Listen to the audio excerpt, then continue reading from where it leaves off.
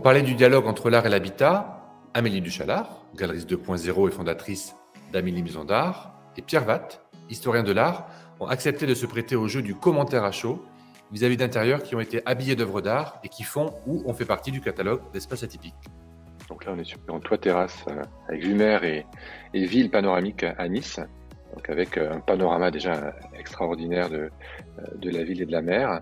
Et à l'intérieur, voilà, quelques œuvres d'art qui ont été disposées.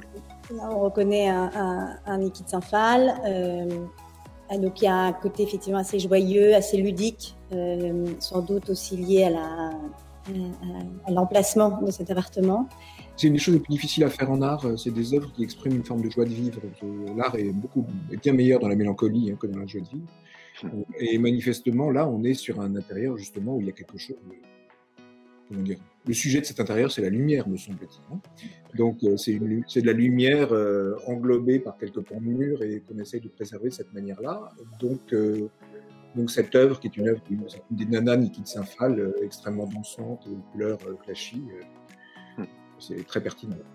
Oui, il y a un côté joyeux, un côté enfantin, finalement coloré, qui est sympathique et qui ne se prend pas au sérieux, finalement. Ça, et puis on voit qu'il y a le tableau qui est à droite reprend un certain nombre de couleurs, et puis devant, il y a une forme sculpturale, comme une sorte de gélule.